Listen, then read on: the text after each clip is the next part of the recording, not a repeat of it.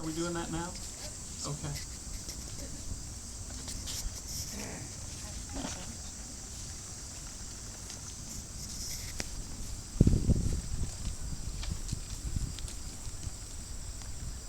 And I was serious. If you're here this morning and something about your walk with God says you need to come do this or do this again, even though you may have been completely unprepared, you come. You come, and we'll baptize you.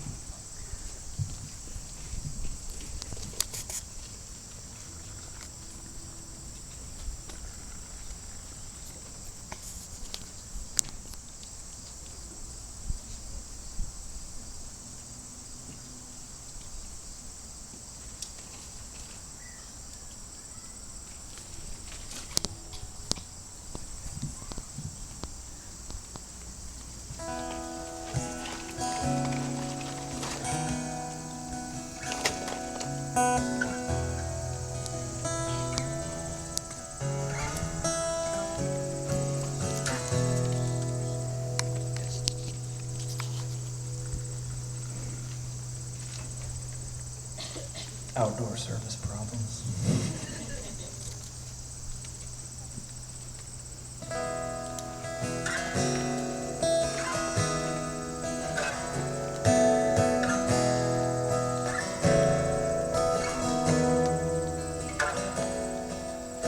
Out of my bondage, sorrow and night, Jesus I come.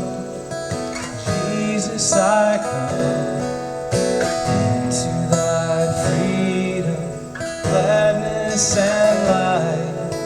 Jesus, I come to thee. Out of my sickness into thy health, out of my want into thy wealth, out of my sin into thyself. Jesus, I come. Jesus, I come. Jesus, I come to thee. Out of my shameful failure and loss, Jesus, I come. Jesus, I come into the glorious pain of thy cross. Jesus, I come to thee. Out of earth's sorrows into thy balm, out of life's storms into thy calm, out of distress to jubilant song. Jesus, I come. Jesus, I come. Jesus, I come to thee. Out of unrest, out of unrest and arrogant pride. Jesus, I come. Jesus, I come into thy blessed will to abide. Jesus, I come to thee. Out of myself to dwell in thy love, out of despair into raptures above. Upward for I on wings like a dove.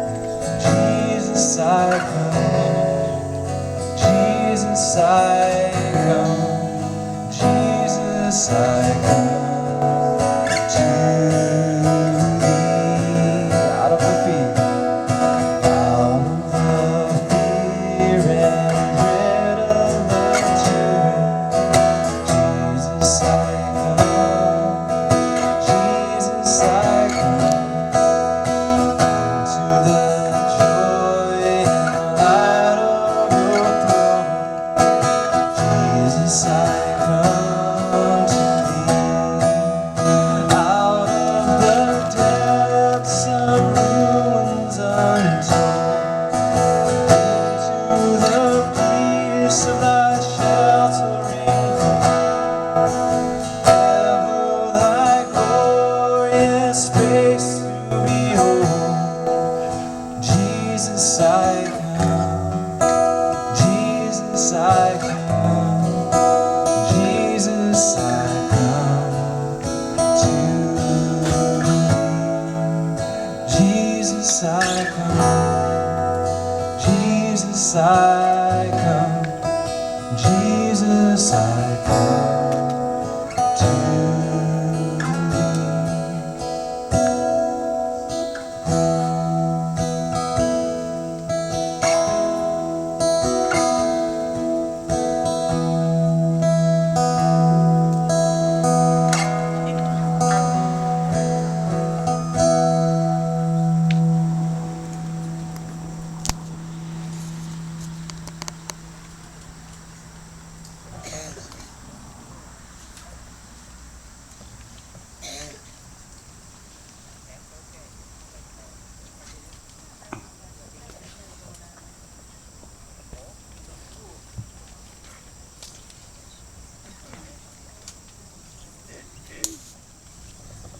So this is a little bit of a long story, but it's worth hearing. This is Kitte Stalzer Ward, and this is her story and her testimony. When my husband Jimmy left me, our house in Arizona, on June 8th in 2011 at 7:30 in the morning, it was the saddest day of my life. Little did I know it would only get worse. On November 3rd, 2011, my alcoholic brother passed away from liver failure. I was kept from having closure with him by his daughter and my so-called best friend of more than 40 years. She put me in the hospital after trying to kill me. Needless to say, all was not well with me. I didn't want to move back to Illinois, so I started renting out my house, and I lived in my garage. It was okay. I made a little studio apartment out of it. I became a snowbird, wintering in Arizona and summertime in Illinois. It sounds great, right? Except for the loneliness. During the next few years, the people I thought were my friends in Arizona started dumbfounding me as to why they did the things they did. Outright lying and stealing, and not on a small scale either. I had no reason to think there was a God, because why would he let these good friends do that to me?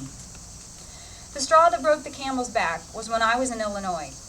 I had a strange feeling about my renters, so I called Jack, my neighbor, and sure enough, he called a few days later saying, yep, they had moved, the trucks were leaving, and another trusted friend left without a phone call. Text? Nothing. Just gone. I found out why when I got back. They completely destroyed my house beyond my ability to fix it, and I was so crushed I couldn't even step foot in it for a few months. I was now at my lowest point with no one and nowhere to turn. Lo and behold, one day this little creature showed up.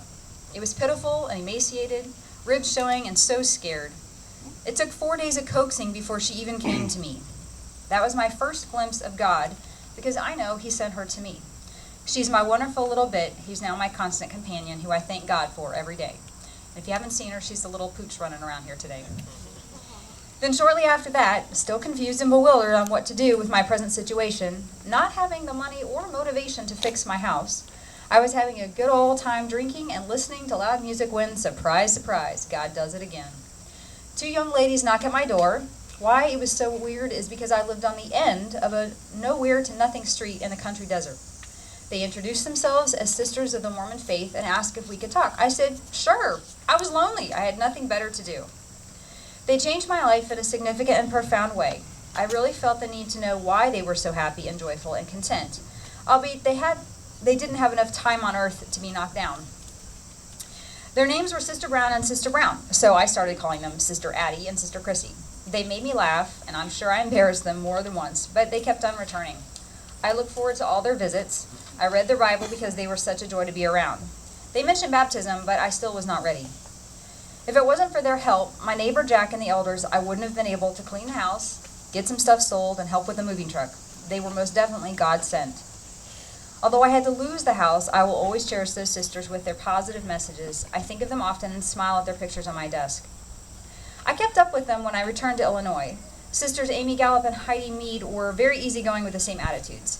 They very much wanted me to be baptized and said they prayed on it and came up with an October 10th date. I was a little more than stunned and I said, yeah, well, I don't think so. It was only a month away and I needed to determine that for myself. Don't get me wrong, I love them dearly for caring so much for my salvation, which all my sisters did. The only bad thing with the Mormon sisters is that just when you're getting to be close to them, they snatch them up and send them somewhere else. And I told them this. It's like another person was gone. So I asked them not to send anyone else because I didn't want to keep repeating my story when I needed to heal and move on. I respect what they do and are very much needed in this world. Spreading the gospel, they got me to notice there's something bigger and badder than all those demons I once had. They literally saved my life by showing up at my door that fateful day in Arizona. I'm sure I know who sent them to.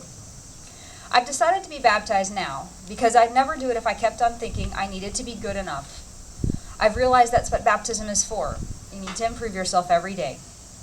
So I want to send my love too, because I couldn't be here without them. My very Baptist friend and neighbor and brother Jack Cooper, who never once denied me and kept me in his prayers. My stepdaughter Jennifer and her family for always treating me as such. She's been my shoulder to cry on and gave me the strength to keep on looking forward. She gets me. My sister Christy for inviting me to her church she found on her own through her search for something more meaningful. And all my family for giving me a place to lay my head, and Dad for hanging in there. Thank you for celebrating with me and Jesus on this day.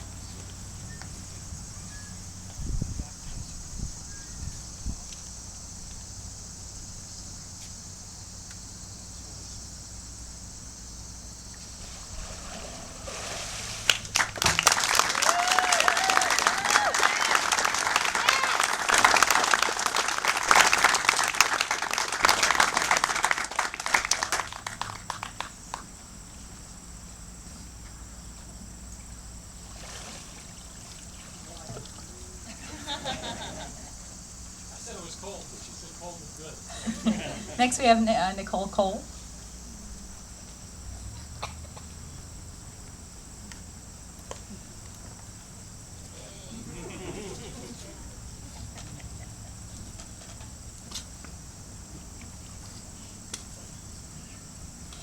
I've been feeling the gentle pull on my heart for several years as Jesus has been leading me back into a relationship with God. As I've learned to obey His will for my life, I've seen Him work wonders in my circumstances. This deeply personal journey has brought me closer to Him than ever before, and a new peace that I have never felt. I hope to be an example to my husband and children as I walk daily with Him to be a better wife and mother.